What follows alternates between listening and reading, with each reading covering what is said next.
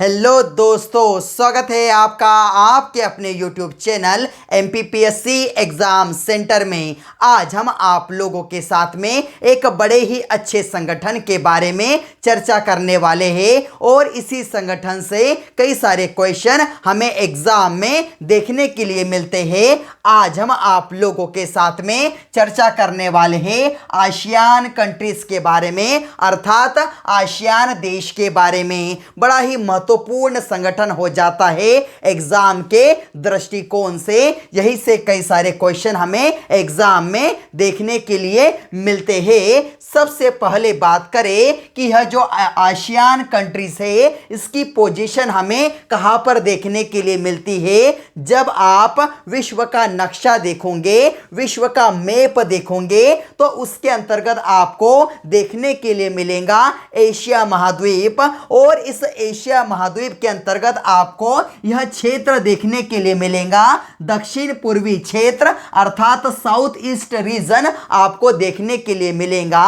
इसी रीजन के अंतर्गत कुछ महत्वपूर्ण देशों ने अपना संगठन बना लिया है। यही संगठन किस नाम से जाना जाता है? तो यह संगठन जाना जाता है आसियान देशों के नाम से। बड़ा ही महत्वपूर्ण हो जाता है। उसके पश्चात यदि हम देखें तो इन देशों को किस प्रकार से याद रख सकते हैं, इसकी एक मैंने अच्छी ट्रिक बनाई हुई है। इसे हिंदी के अंतर्गत बात करें तो इसे क्या कहा जाता है?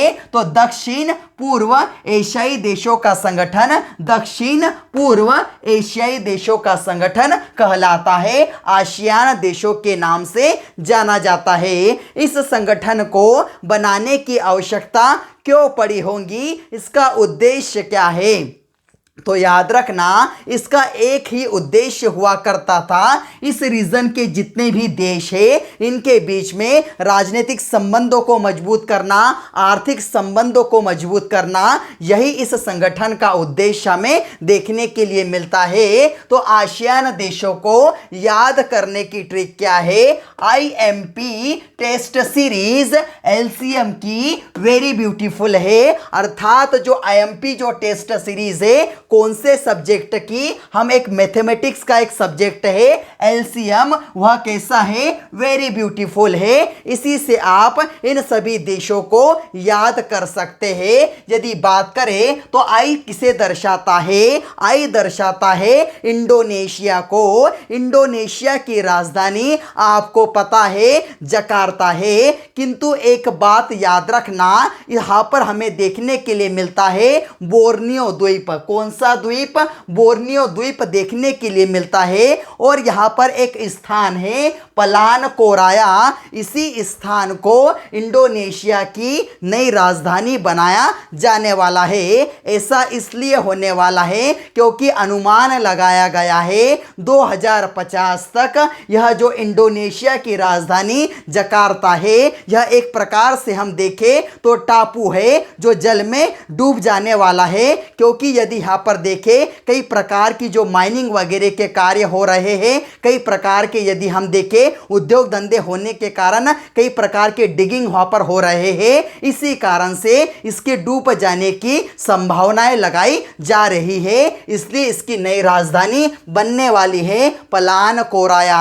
उसके पश्चात मलेशिया के बारे में, एम होता है मलेशिया, इंडोनेशिया हुआ, मलेशिया आया। इसके अंतर्गत हमें इसकी राजधानी देखने के लिए मिलती है कुआलालंपुर। उसके पश्चात फिलीपींस देखने के लिए मिलता है। तो आप जानते हैं फिलीपींस की राजधानी मनीला में है, मनीला है। उसके पश्चात टी से होता है थाईलैंड, उसकी राजधानी बैंकॉक है। उसके पश्चात एस से होता है सिंगापुर और सिंगापुर की राजधानी सिंगापुर है। उसके पश्चात एल से होता है लाओस और लाओस की राजधानी वियनतियाने आपको देखने के लिए मिलती है। और हम यदि देखें तो सी होता है कंबोडिया को दर्शाता है। इसकी राजधानी नाम पेनह हमें देखने के लिए मिलती है। जो म्यांमार, एम दर्शाता है म्यांमार को और इसकी राजधानी नेपिडा हमें देखने के लिए मिलती है।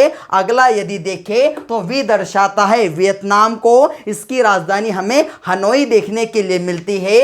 और जो बी दर्शाता है यह ब्रुनेई को दर्शाता है और इसकी राजधानी हमें बंदरसेरी बेगवान देखने के लिए मिलती है। तो यह महत्वपूर्ण 10 देश जो है यही क्या है, आसियान देशों का संगठन बनाए हुए हैं।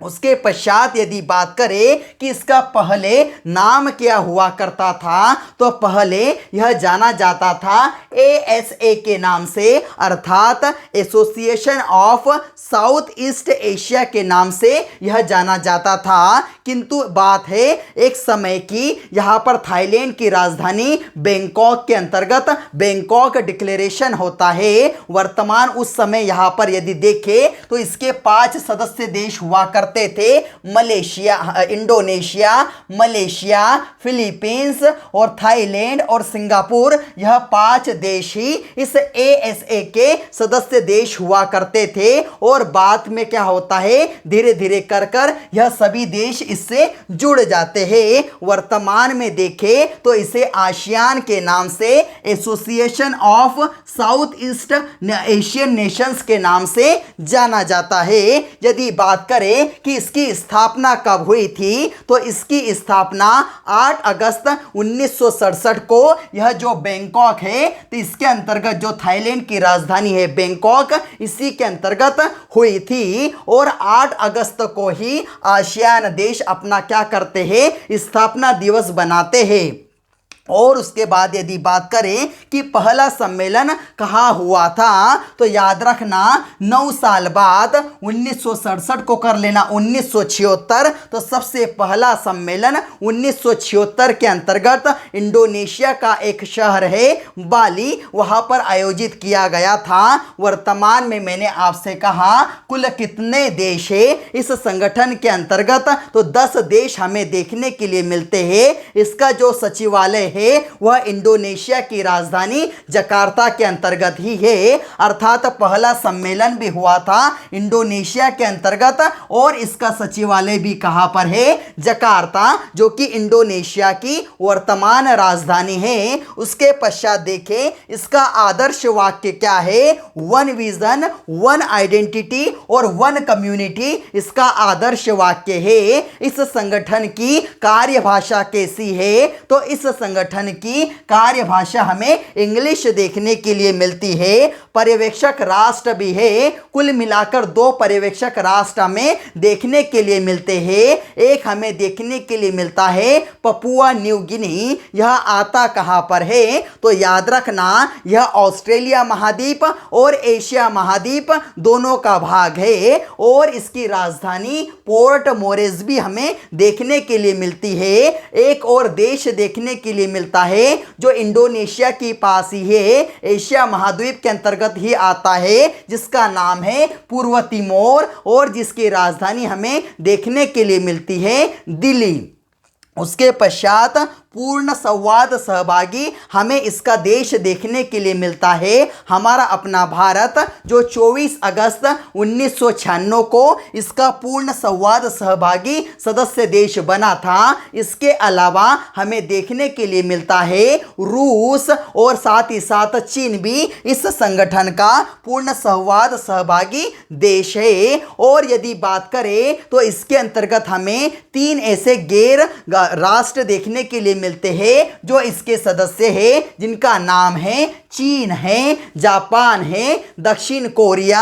3 गैर सदस्य राष्ट्र इसके सदस्य हमें देखने के लिए मिलते हैं। और यह महत्वपूर्ण क्यों हो जाता है, क्योंकि आप जानते हो 26 जनवरी 2018 की बात है, उस समय हम 69वां गणतंत्र दिवस बना रहे थे। उसी समय क्या होता है, इन सभी देशों के राष्ट्र अध्यक्ष जो होते हैं वो हमारे यहाँ पर मुख्य अतिथि बनकर आए थे। उसके पश्चात यदि बात करें तो इसका 35वां सम्मेलन कहां पर हुआ था, तो इसका 35वां सम्मेलन हमें देखने के लिए मिलता है कहां पर, थाईलैंड के अंतर्गत।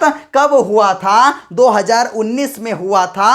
और यदि हम देखें तो जो 36वां सम्मेलन है कहां पर प्रस्तावित है, तो वियतनाम के अंतर्गत 2020 में प्रस्तावित है। अब यदि यदि बात करें तो यह जो संगठन है इसके अंतर्गत यदि बात करें तो वर्तमान के अंतर्गत हमें कुल 10 देश देखने के लिए मिलते हैं। 10वां देश कौन सा है? तो याद रखना 10वां देश हमें देखने के लिए मिलता है कंबोडिया, जो 1999 के अंतर्गत इसका सदस्य देश बना था। और आप कंबोडिया के बारे में तो जानते हो, संपूर्ण विश्व की यदि बात करें तो सबसे बड़ा हिंदू मंदिर हमें कहां पर देखने के लिए मिलता है?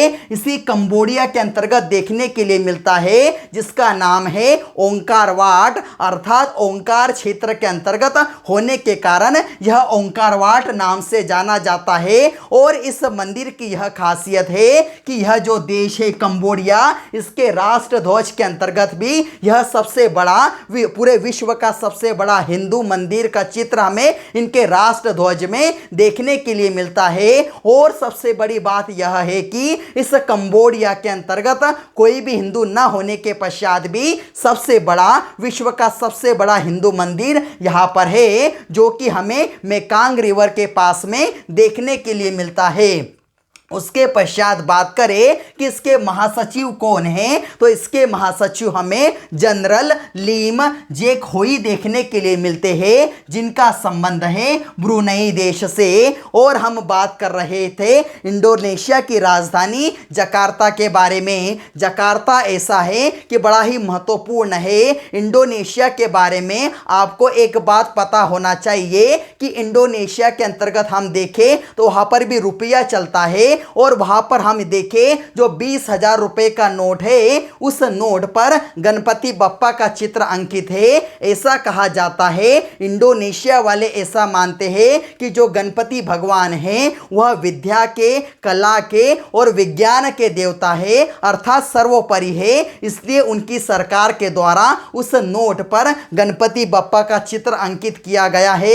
एक और महत्वपूर्ण बात यह हो जाती है कि जो हम यदि देखें, यह इंडोनेशिया है, यह संपूर्ण संसार के अंतर्गत सबसे ज़्यादा मुस्लिम आबादी वाला देश होने के पश्चात लगभग 90% मुस्लिम आबादी है, और लगभग 3% हिंदू हमें लोग देखने के लिए मिलते हैं। किंतु यहाँ के नोटों पर हिंदू देवी देवताओं के चित्र हमें अंकित देखने के लिए मिलते हैं। और ऐसा कहा जाता है कि जब से इन्होंने 20,000 के नोट पर गणपति भगवान का चित्र अंकित किया है, तब से इनकी अर्थव्यवस्था में किसी भी प्रकार की कमी नहीं आई है। तो यह थी संपूर्ण जानकारी आसियान देशों के बारे में। आप एक इसका क्या कर सकते हैं, स्क्रीनशॉट भी ले सकते हैं और अपने अच्छे नोट्स प्रिपेयर कर सकते हैं। यदि आप लोगों को हमारा यह वीडियो अच्छा लगा हो तो इसका आप क्या कर सकते हैं, इसे अपने दोस्तों के साथ शेयर कर सकते हैं, इसे लाइक कर सकते हैं और चैनल को सब्सक्राइब जरूर कर सकते हैं, जिससे क्या हो सके आप लोगों को हमारी आने वाली नोटिफिकेशन प्रॉपर वे में मिले। जय हिंद।